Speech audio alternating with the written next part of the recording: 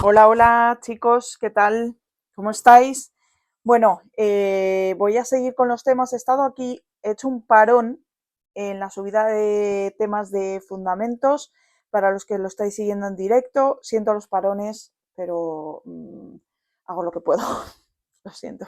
Los que lo veáis años, los siguientes años, bueno, pues os será más fácil porque ya tendréis todos los vídeos subidos, ¿vale? He cambiado un poco la estrategia de estudiar esta asignatura porque me gusta bastante este nuevo método, que es un poco de, sobre todo para esta asignatura, a lo mejor para otras asignaturas no tanto, pero este nuevo método que he encontrado, ahora lo vais a ver, me gusta bastante porque al final es una asignatura muy de conceptos, ¿no? De tener claros algunos conceptos y demás. He empezado a hacer, aunque no he terminado de estudiarla, creo que voy por el tema 7 o por el tema 8, he empezado a hacer exámenes. Tengo que decir que es una asignatura muy asequible, ¿vale? Lo digo aquí en el tema 2, sobre todo para futuras generaciones de estudiantes de esta asignatura. Es una asignatura que es muy peñazo, muy aburrida. A mí se me hace aburrida, sobre todo porque no hay práctica, no hay nada, es todo teoría y se me hace muy pesada, pero tengo que decir que es muy, muy asequible y que los exámenes, yo sin haberme estudiado el tema 8, 9, 10 y 11, apruebo. Apruebo con un 5,5, un 6, pero porque claro, pues de los últimos temas todavía no sé nada, pero se puede, o sea, es una asignatura que se puede. Ojo, que tiene una parte que es teórico-práctica. ¿Qué significa eso? Pues que tiene una parte que consiste en que te dan un estudio y tú tienes que ir dilucidando de ese estudio cuáles son las cosas que has estudiado, pues yo qué sé. Pues si se ha hecho este tipo de estudios, ha hecho este tipo de otro estudio, o cuáles han sido las fases, bueno, o qué podría haber hecho, o cuál es la muestra, cuál es el tamaño de la muestra, ¿vale? Y entran varias preguntas de eso. Pero, como digo, de verdad, es muy, muy asequible. Vale, entonces, vamos con el tema 2, en el que vamos a ver las fases de la investigación y la ética en la investigación, ¿vale? Es un tema también muy... Es que realmente todos los temas son muy asequibles, de verdad. Es fácil, es muy aburrida, pero es fácil, ¿vale? Este tema está compuesto por, como siempre, una introducción, cuáles van a ser las fases de la investigación, cuál es la ética en el procedimiento de investigación y luego cuál es la ética en las publicaciones, ¿vale? Ya sabemos que todos los procesos de investigación al final siempre van a querer publicar, porque viven un poco de eso, ¿no? Entonces, bueno, pues ahí también hay que seguir una ética y cuál es esta, ¿vale? Bueno, entonces empezamos por la introducción. Vale, vamos a seguir método hipotético deductivo. Esto lo tenemos súper claro ya, yo creo, ¿no? A estas alturas, sobre todo de análisis, se habla mucho también. Vamos a seguir el método hipotético deductivos, ¿vale? Y luego las fases están interrelacionadas entre sí, es como un círculo, lo habíamos visto, ¿vale? Y luego, por último, vamos a tener que respetar una serie de normas éticas, no vamos a poder hacer lo que nos dé la gana en la investigación. Hasta aquí, pura lógica, ¿vale? Bueno, pues vamos a ver las fases de la investigación. Vale, voy a cortar aquí un poco. Esto es una aplicación que es como de lo diré, a ver, lo voy a poner aquí, de mapas mentales, que no me salía. ¿Ves? Es como de mapas mentales, ¿vale? Lo que pasa es que yo creo que de cara al vídeo es más, se pierde más la perspectiva si lo hacemos así, entonces lo he puesto como resumen. Y luego lo que voy a exportar, por si alguien me lo pide, que normalmente siempre me pedís esto mismo, pues lo que voy a exportar va a ser esto precisamente, ¿vale? No el mapa mental porque entonces va a quedar muy pequeño y no se va a ver bien, ¿vale? Entonces, bueno, vamos a ver, fases de la investigación, ¿vale? Claro, habíamos dicho que la forma de investigar era a través del método hipotético deductivo, entonces tenemos que saber cuáles son las fases de este método. Primera parte, pues constatar que tenemos un problema, ¿vale? Después planteamos las hipótesis, ¿vale? Que es lo que creemos que es, pero no sabemos todavía, no lo hemos corroborado. Luego vamos a hacer lo que llaman definición operativa, es decir, establecer las variables, cuál va a ser la variable independiente, cuál va a ser la variable dependiente y vamos a establecer los constructos. Aquí pone constructor, pero no, esto es porque el, el corrector me ha hecho una de las suyas, ¿vale? Es la operacionalización de las variables, que es establecer los constructos, ¿vale? ¿Qué es esto? Pues yo qué sé, si queremos, por ejemplo, medir la motivación, ¿cómo medimos la motivación? Porque tú puedes medir el tamaño de una persona o puedes medir el peso de una persona, pero ¿cómo se mide la motivación? Entonces ahí es cuando se llama esto de operativizar las variables, ¿de acuerdo? Que es ver, a ver de qué manera podemos, una cosa que es tan abstracta como la motivación, cómo podemos hacer para medirla, ¿vale? Y esto es una de las partes de este proceso de investigación que se basa en el método hipotético deductivo, ¿vale? Luego, otra de las cosas que vamos a tener que hacer, la elección de la estrategia, ¿vale? Es decir, cuál va a ser el método que vamos a usar, ¿vale? Analizar los datos obtenidos, interpretar y extraer conclusiones y luego difundir esas conclusiones, ¿vale? Que en este tema 2, como estamos hablando también de la ética, pues lo vamos a ver, ¿vale? Así que vamos a ver cada una de estas fases un poquito más en detalle, ¿vale? Entonces, vale, constatamos que existe un problema, pero ¿cómo? Bueno, pues es una pregunta que te haces. Oye, pues yo qué sé, no, ¿por qué los loros porque los loros chillan tanto, por Dios? No sé si los escucharéis, pero es que están chillando muchísimo. Bueno, pues ¿por qué los loros chillan? Pues es una pregunta, ¿vale? Y ese va a ser el origen de nuestra investigación. Pero hay una cosa, y es que no puede ser una pregunta así random que a ti se te ocurra, sino que tiene que venir y tiene que tener sentido de cara a la al mundo científico, ¿no? A la comunidad científica. Y normalmente, ¿cómo tiene sentido? Porque surge a través de investigaciones previas. O sea, la cosa es ir construyendo al final como un castillo de naipes, ¿no? Es decir, hubo unas investigaciones previas, sobre esas investigaciones surgen nuevas preguntas y sobre esas se hace una nueva investigación y tal, ¿vale? O sea, esta es un poco la idea, que tiene que ser como jerárquico, ¿vale? Más cosas. Estas preguntas, ¿vale? O este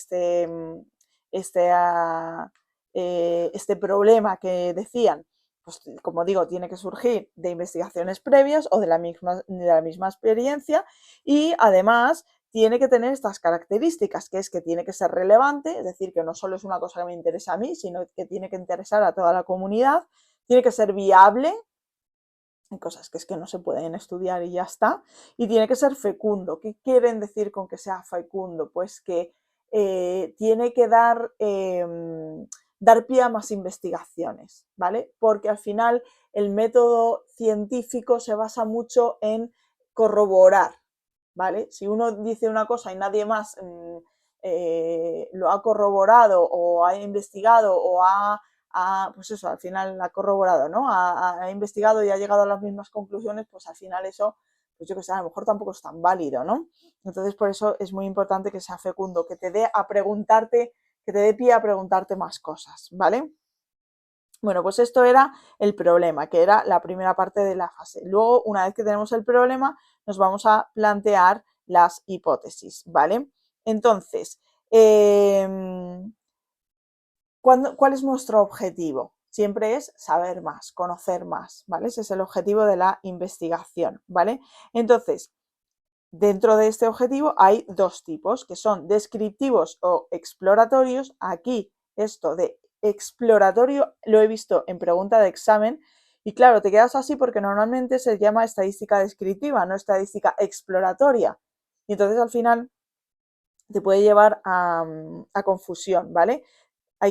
Tenemos que intentar relacionar descriptivo con exploratorio, ¿vale? ¿Y cómo se hace esto? Pues se hace a través de la estadística descriptiva. Y luego, por otro lado, hay otros objetivos, que son explicativos o confirmatorios, ¿vale? Hay algunos que describen y otros que confirman, ¿vale? Y eso se hace a través de la estadística inferencial, ¿vale? La estadística descriptiva ya tenemos los datos, ¿de acuerdo? Y lo único que hacemos es resumir esos datos, aportar información sobre esos datos, aportar una información resumida. Eso es lo que hace la estadística descriptiva o exploratoria. En cambio, la estadística inferencial lo que hace es como tener una bola del futuro, ¿vale? Es decir, yo hago extrapolaciones, saco conclusiones sobre esto que es, que es concreto, ¿de acuerdo? Que es una cosa puntual, hago generalizaciones, ¿vale? Vale, entonces, bueno, pues esos serían los tipos de objetivos, ¿vale? Luego, ¿qué son realmente las hipótesis? Pues son las posibles respuestas, ¿de acuerdo? Que surgen ante esta pregunta, pero no están todavía confirmadas, ¿vale? Una hipótesis todavía no está confirmada. Es decir, ¿por qué gritan tanto los loros? Bueno, pues puede ser porque tengan hambre, esa es una hipótesis, puede ser porque están contentos, es otra hipótesis, puede ser porque uno le ha robado la comida al otro, es otra hipótesis, pero yo no sé exactamente por qué no he salido y no he ido a ver a los loros a ver por qué están chillando, ¿no? Vale, entonces esas son las hipótesis, son posibles respuestas que yo me doy a mí misma como investigadora, pero que todavía no he podido confirmar porque no he hecho la investigación, ¿vale? Entonces, esto de las hipótesis lo vamos a ver más adelante en la asignatura de análisis de datos 2 o no sé cómo se llama, eh, que lo que hace es relacionar, ¿vale? No creo que esto entre mucho, pero bueno, lo que hace es relacionar las variables, ¿vale? Entonces, podemos hacer una hipótesis determinada, que es la hipótesis nula, H0, que lo tenemos ahí, o la hipótesis alternativa, que es H1, ¿vale? Bueno, no nos vamos a meter más en esto. Vale, esto era el planteamiento de las hipótesis, ¿vale? A continuación, ¿qué era lo que íbamos a hacer? A ver si me saltaba algo. No, vale. A continuación, ¿qué era lo que íbamos a hacer? Pues esa definición operativa, es decir, darle nombre a las variables, ¿vale?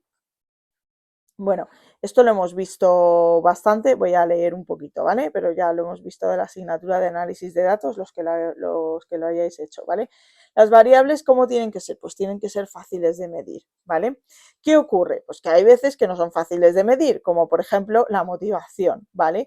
La motivación es un constructo, es decir, es una cosa muy difícil de observar. Entonces, en ese caso, ¿qué es lo que hacemos? Lo hemos hablado antes, operativizamos. Es decir, vemos cómo podemos definir una cosa que es muy difícil de medir, ¿vale?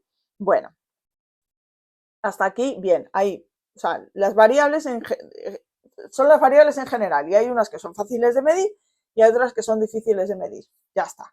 Las que son difíciles de medir hay que pasarlas por un proceso que se llama operativizar y ya está, ¿vale? Que es, digamos, hacer medible lo inmedible, ¿vale? Ahora, ¿qué ocurre? Pues que hay varios tipos de variables, ¿vale? ¿En función de qué? Pues en función, por ejemplo, del análisis estadístico. Pues puede ser una variable nominal, puede ser una variable ordinal, de intervalo o de razón. Esto lo vemos en análisis de datos, ¿de acuerdo? Vale. ¿Cómo más pueden ser las variables? Pues pueden ser cualitativas, pueden ser cuantitativas, o pueden ser cuasi cuantitativas, ¿vale? Dentro de las cuantitativas, que son las que se pueden medir, ¿vale? Están las discretas y están las continuas, ¿vale? Si es un continuo, por ejemplo, el peso es un continuo, porque no pesas 50 kilos solo, pesas 50 o 50,7 o 50, ¿vale? En cambio, por ejemplo, el número de hijos es discreto, ¿de acuerdo? Porque tú no tienes 2,5 hijos, ¿vale? Venga, eso según su naturaleza. Y luego vamos a tener en cuenta también según el papel que juegan en la investigación. Entonces, las variables pueden ser la variable independiente, que es la que vamos a manipular siempre, ¿vale? Es la que vamos a tocar y si yo toco esta variable, a ver qué consecuencias tiene en esta otra variable, que es a la que vamos a llamar variable dependiente. Al final, si lo pensáis por el nombre, tiene muchísimo sentido, ¿vale? Una depende de la otra. La variable dependiente depende de lo que ocurra en la variable independiente, que no depende de nadie. Esa varía y ya está, ¿vale? Y luego están las variables extrañas, ¿vale? Las variables extrañas, esto vamos a hablar muchísimo en todos los temas porque es algo que en una investigación se quiere tener muy en cuenta, ¿vale? ¿Qué les pasa a las variables extrañas? Pues que pueden tener efectos nocivos en nuestra investigación. ¿De qué tipo? Pues que lo que puede ocurrir es que nos lleven a conclusiones erróneas, pensando que el efecto que se está produciendo en la variable dependiente se debe a la variable independiente y no a variables extrañas, ¿vale? Entonces es por eso, ¿vale? Y a este efecto se le llama espurio o de confusión, ¿vale? Aquí hay varias que tenemos que tener en cuenta, varios de esos efectos, ¿vale? Efecto espurio o de confusión, es decir, la variable independiente y la dependiente están relacionadas a través de una tercera variable que se relaciona con ambas, ¿vale? Luego está la mediación. ¿Qué hace el mediador? Yo hablo contigo y lo que tú me has dicho se lo comento a este, y lo que me ha dicho este lo hablo con el otro, ¿vale? O sea, es distinto. En el anterior, en el espurio, es la variable extraña habla con los dos a la vez, ¿vale?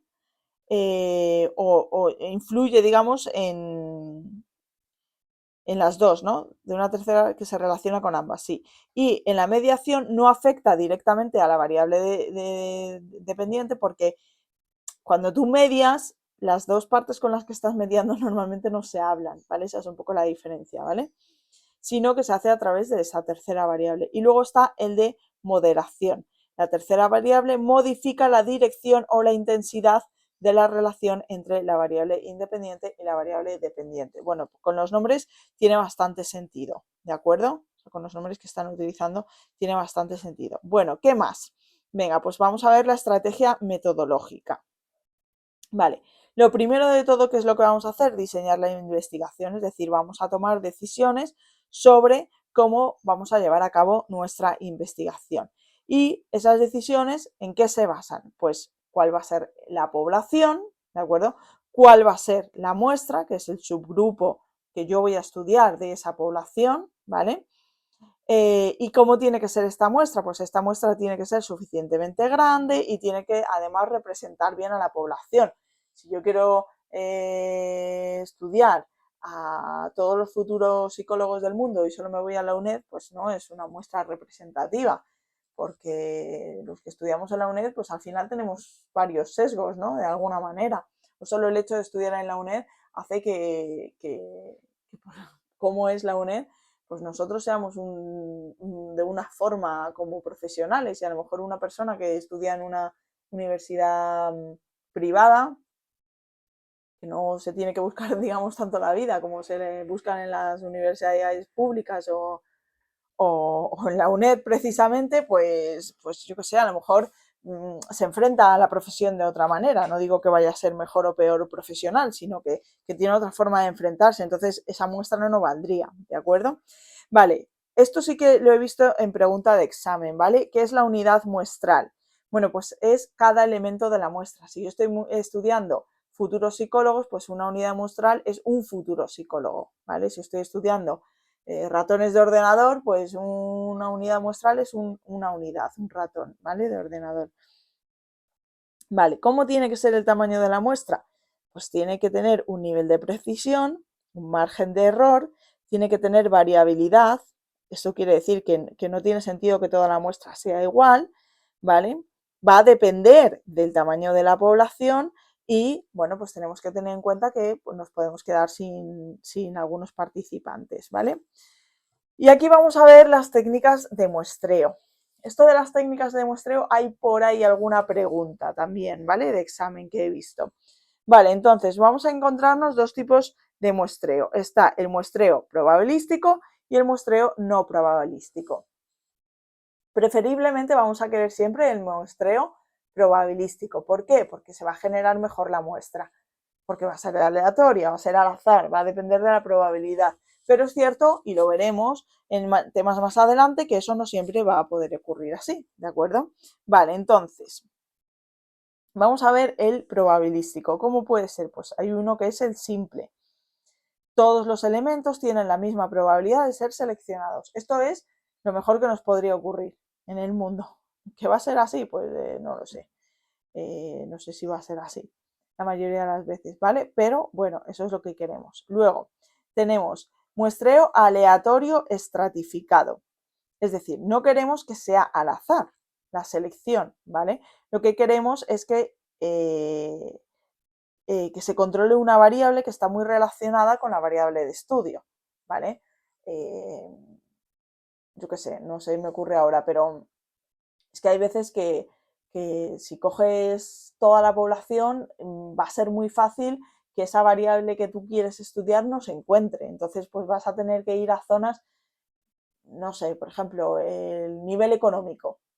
Pues si te vas a zonas más caras de la ciudad y porque lo haces con un muestreo de probabilidad simple y entonces, bueno, pues te sale mucha gente de las zonas más caras de la ciudad, pues ahí pues a lo mejor no estás teniendo en cuenta lo que tú quieres estudiar, que es cómo afecta la educación en personas con pocos recursos, por ejemplo. Entonces, ¿a ti qué te interesa?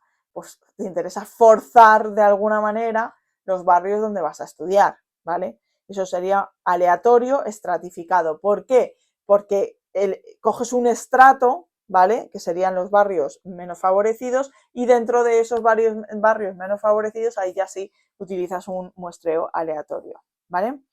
Luego, el tamaño de la muestra, ¿vale? Puede ser a fijación simple, a fijación proporcional o a fijación óptima, ¿vale? Esto lo he visto en pregunta de examen. A fijación simple, todos del mismo tamaño, ¿vale? Todos los estratos del mismo tamaño. Estamos en aleatorio estratificado, ¿vale? Vale. Luego, a fijación proporcional, bueno, pues es proporcional al tamaño de ese estrato, ¿vale? O al tamaño de la población. Y luego el óptimo, a fijación óptima, que sería lo mejor que nos podría pasar. Pues no solo se tiene en cuenta la proporción, sino la variabilidad del fenómeno estudiado en cada estrato, ¿vale? Lo que estábamos comentando un poco antes. Vale, pues esto sería el aleatorio estratificado, ¿vale? Voy a ir cerrando un poco. Luego tendríamos el aleatorio por conglomerados, que los elementos no son individuos, sino grupos de individuos, ¿vale? Todos los alumnos de la UNED, todos no sé qué, y entonces todos los alumnos de la UNED hacen como una unidad muestral, ¿vale? Eso sería un aleatorio por conglomerados. Entonces tenemos un muestreo monoetápico o un muestreo polietápico, ¿vale?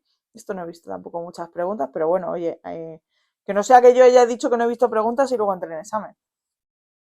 Venga, y vamos ya con el muestreo no probabilístico. ¿Cuándo nos sirve? Si queremos hacer una primera aproximación, ¿de acuerdo? ¿Qué le ocurre? Pues que la validad externa queda en entredicho. Esto lo vamos a ver en los siguientes temas, es muy importante.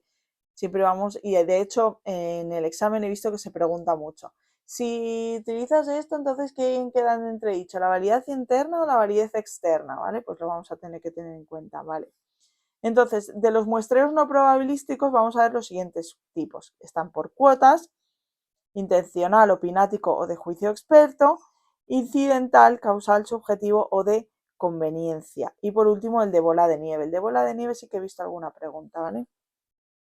Vale, por cuotas, ¿cómo es el muestreo no probabilístico por cuotas?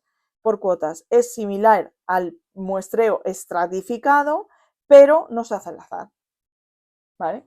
O sea, esto ya lo habíamos visto, habíamos dicho, vale, yo no me voy a mirar todos los barrios, solo voy a mirar los barrios que están más desfavorecidos y antes, en el muestreo probabilístico, ahí ya cogía al azar, ahora no.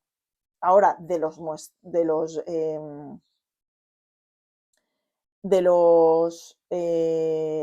barrios más desfavorecidos no cojo al azar, sino que digo tú, ¿vale? Esto lo he visto en pregunta de examen, ¿eh? ¿Cuál de los siguientes es un muestreo no probabilístico? ¿Por cuotas o por conglomerados? Me suena haberlo visto. Vale, luego está el intencional, opinático o de juicio experto. Dice que se seleccionan las unidades más adecuadas, ¿vale? Pero yo quiero estudiar exactamente estas personas o estos casos o esto lo que sea. Entonces, bueno, pues ahí tienes que ir a ojo a dedillo, ¿vale? Luego está el incidental, causal, subjetivo o de conveniencia, donde se seleccionan las más accesibles, lo que tenemos a mano, ¿de acuerdo? Y luego está el de bola de nieve. Como veis, es un poco al tuntún, o sea, esto no es aleatorio, no es nada, aquí está a dedillo. Y luego el de bola de nieve, que es que, pues yo qué sé, a mí me ha pasado esto, me han hecho un estudio hace relativamente poco, creo que era de la Universidad de Granada, y me decían, si conoces a alguien, dale la referencia para que participen también en el estudio. Eso es bola de nieve, porque al final no lo están seleccionando ellos, lo estoy seleccionando yo y a ver a quién selecciono. Pero es que hay veces que no lo pueden hacer de otra manera o que les cuesta mucho dinero hacerlo de otra manera, ¿vale? Entonces, bueno, pues eso es lo que hay que hacer. Vale, a ver si esto... Ah, sí, vale, me había saltado esto. Y luego, por otro lado, vamos a tener, voy a cerrar, a ver, un momento, el no probabilístico. Y luego vamos a tener cómo vamos a registrar las variables, ¿vale? Que son decisiones sobre el procedimiento o instrumentos de recogida de datos, ¿vale? Y ahora sí que terminamos ya con la elección de la metodología y nos vamos ya al análisis de datos. Vale, ¿en qué consiste el análisis de datos? Bueno, pues consiste en resumir, ya lo habíamos dicho, que sería la parte de estadística descriptiva, o en predecir, que sería la estadística inferencial a través del contraste de hipótesis, ¿vale? Vale. Y luego, interpretación y extracción de conclusiones. Esto era el siguiente paso en estas fases de la investigación. Bueno, pues aquí haremos la discusión. ¿Y en qué consiste la discusión? Pues en interpretar y relacionar los datos obtenidos con las hipótesis iniciales que teníamos, ¿de acuerdo? Y con las preguntas que teníamos, es decir, a ver si estos datos que hemos obtenido responden o no responden, ¿vale? Esto es la interpretación y sacar conclusiones. Y luego, por último, pues vamos a difundir las conclusiones a través del informe de investigación, ¿vale? Dicen que las fases están interrelacionadas y que se trata de un proceso circular, ¿vale? O sea que de una nos vamos siempre a otra. Esto voy a ir cerrando, ¿vale? Vale, bueno, estamos ya, parece que no, pero estamos ya acabando el tema prácticamente, porque esto de la ética es muy lógico. Vale, entonces, ¿cuál es la ética en el proceso de investigación? Bueno, pues hay varios códigos éticos, que están el de Nuremberg, el de la Declaración de Helsinki, el de la Organización Mundial de la Salud y la Organización de Naciones Unidas, ¿vale? Y luego, además, está el British Psychology Society y el American Psychological Association, ¿vale? Que es el APA, que lo nombran bastante y es en el que ellos se centran. Entonces, el APA tiene los siguientes principios: beneficencia y no maleficencia, es decir, vamos a intentar siempre hacer el bien y no hacer el mal, ¿vale? Vamos a ser fieles a lo que estamos midiendo, ¿vale? Y responsables. Vamos a guardar integridad, vamos a hacer justicia, vamos a respetar los derechos de las personas y su integridad, ¿vale? Estos son los principios del APA, ¿vale? Bien, cuando hacemos investigación con personas, ¿qué tenemos que tener en cuenta? Pues lo primero de todo, que deben firmar un consentimiento informado, ¿vale? Que es donde se les dice un poco todo lo que se va a hacer. Y luego hay que tener en cuenta la privacidad, pues la confidencialidad, en caso de que haya anonimato, si va a haber anonimato, qué se va a hacer con los datos recogidos, todo esto, ¿vale? Vale, hay veces que hay que engañar a las personas, ¿no? que estamos investigando. Entonces, en caso de que les estemos engañando, estamos obligados a revelarlo en lo que se llama el debriefing, ¿vale? El debriefing eh, es como, esto, los que habéis estudiado social lo tenéis que saber porque ahí se hace. Es como explicar cuáles han sido las motivaciones de todas las cosas que hemos hecho en la investigación, ¿vale? O sea, ¿por qué te dije esto? ¿Por qué tal? En social, y este año lo he hecho también en una PEC. En psicobiología también, sí, es verdad. O sea, siempre, ¿no? Que no siempre el debriefing se hace cuando hay engaño.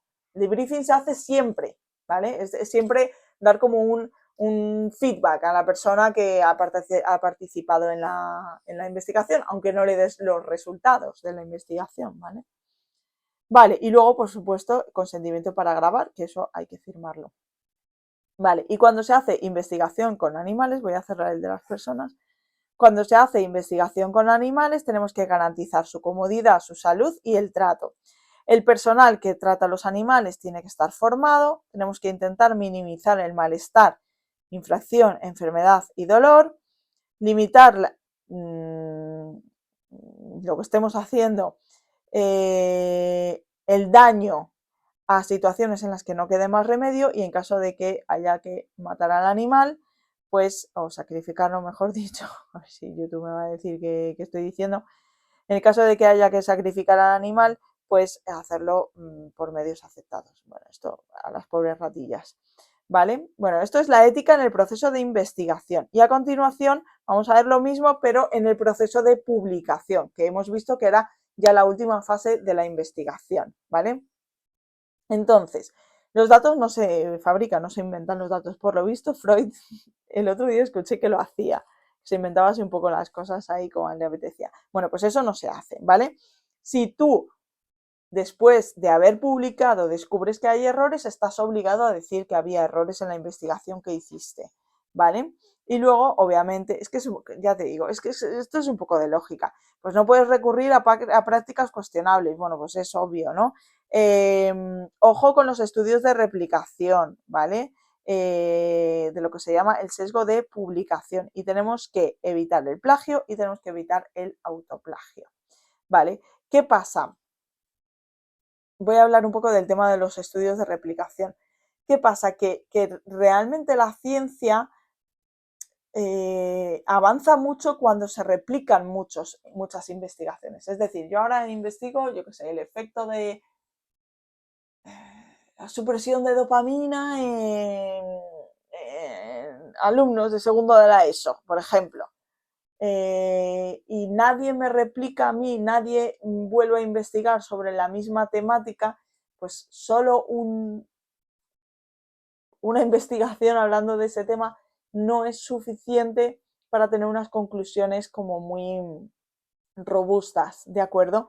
En cambio, si mi investigación provoca nuevas investigaciones, lo que habíamos visto al principio, que es fecunda, es decir, que da pie a nuevas preguntas de investigación y se replican, y aunque a mí lo que yo haya dicho me lo rebatan y llegan a otras conclusiones y tal, eso al final genera esta replicación. ¿Y qué ocurre? Que dice el libro, pues que está habiendo un sesgo de publicación, es decir, la gente quiere publicar y ya está. Yo quiero publicar cosas nuevas, no voy a estar aquí haciendo replicaciones de nadie. Entonces, ¿qué pasa? Pues que las conclusiones a las que se llegan no son tan robustas, ¿de acuerdo? No son tan robustas. Bueno, pues nada, chicos, con esto acabamos el tema 2. Es un tema bastante sencillito, la verdad. Bueno, en general, la asignatura es sencilla. Es aburrida, lo sé, pero es sencilla. Así que nada, os animo a todos. Dejadme comentarios, que me gusta mucho leeros, contadme cómo lo lleváis y nos vemos en el siguiente tema. ¡Chao!